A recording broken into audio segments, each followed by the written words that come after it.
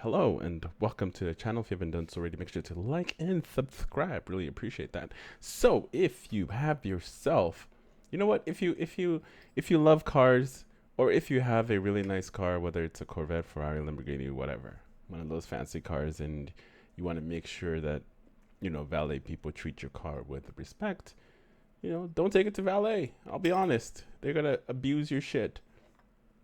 But what's so cool is the newer cars have certain technologies that are built into them, where you have your valet mode, as well as some older cars have valet mode where you can put your car in valet, so it kind of puts it in like a limp mode, and you can't go over certain speed limits. So always remember that when you take your car into valet. I'm pretty sure the Corvette has a valet mode. I will do a little bit more research after we watch this video. But anyway, these are the places you shouldn't, leave your car with anybody. Whether you're going to the dealerships, try to see if you can do your own maintenance, or just put the car in valet mode when you take it to the dealerships, because some of them will mess with your shit. And then when you're valet, try to avoid taking it into valet. You might as well just park it yourself. They're not going to treat your car with respect. Those people, they don't care. They're going to abuse your shit, or sometimes even take it for a joyride, like this video we're about to watch. So let's go. All right, here we go. He says a valet attendant took his brand new Corvette on a joyride. Thanks for joining us at 5. I'm Guy Rawlings. And I'm Sherry Falk. The incident was all caught on camera. Our Lisa Crane is live at the Birmingham airport with the story you'll only see on WVTM 13. Yeah, when Tim Shearer dropped his brand new Corvette off here at the valet stand at the airport, just around the corner, it had less than 300 miles on it. When he got back from his trip, he said it had been driven 4 miles. Made him curious, so he checked the car's computer and camera system that recorded every move the car made. Tim Shearer loves his shiny new blue Corvette. That's another thing too, that it's pretty cool that they built the Corvette with like a Dashcam system in the vehicle, which is pretty cool.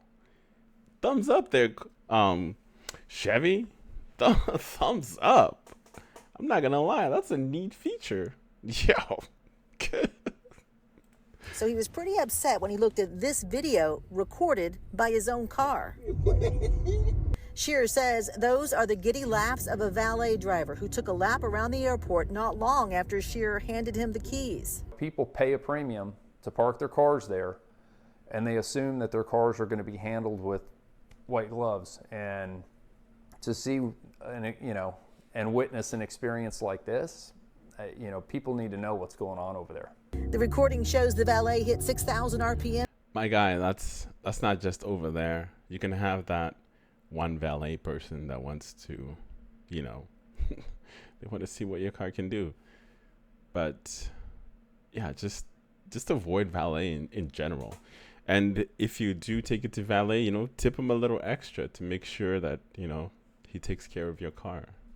You got to grease him up a little bit. If you have no choice but to valet park, grease him up. Sometimes it works. Sometimes, not all the time.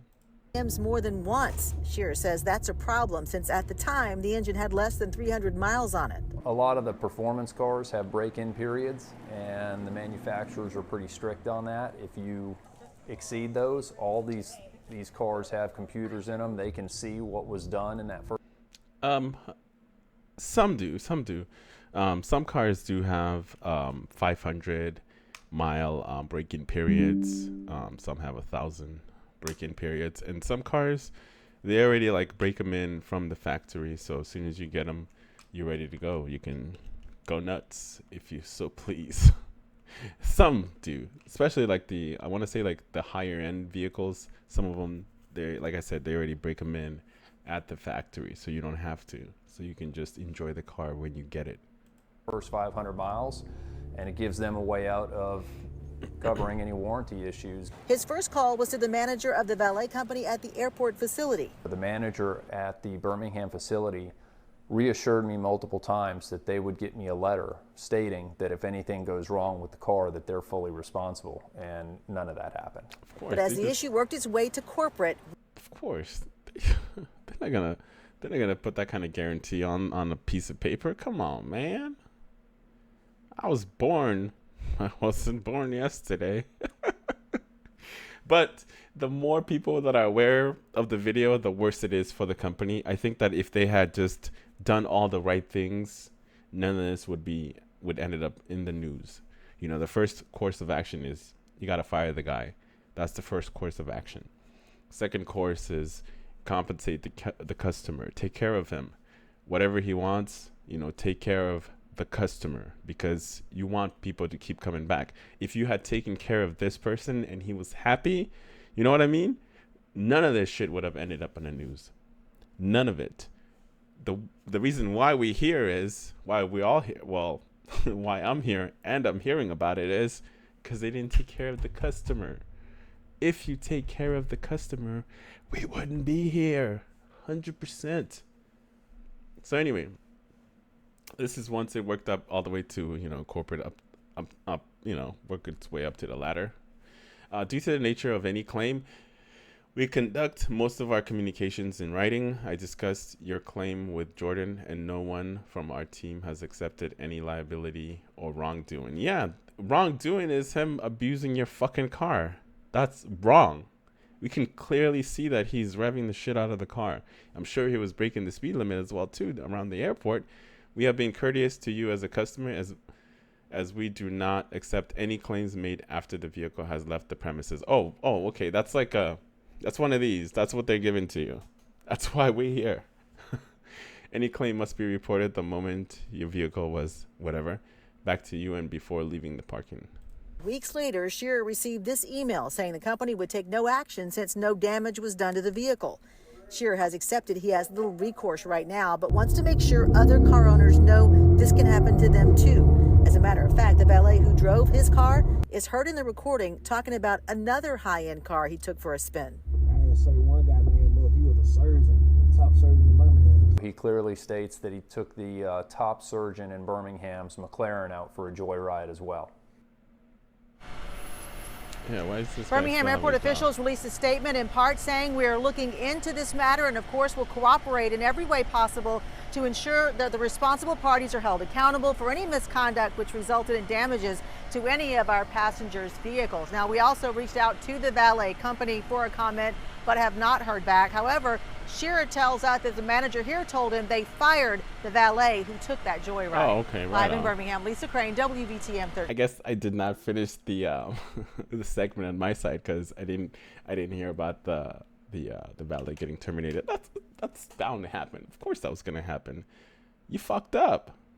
These cars are recording. They keep logs on my electric car. There's actually a valet mode in the vehicle. It's built into the car. You hit the valet mode and it changes the way that the car will drive, essentially. And also, it once you hit the valet mode, it's gonna ask you for a four pin number or whatever to set your pin number. So the only person that can take it out of valet mode is yourself. So if the person decides to take your car out for a joyride, it's not gonna be able to go very far, or very fast, because it's limited. You are locked in. So let's see if the Corvette has a valet mode. I'm gonna do some research. Can you believe it?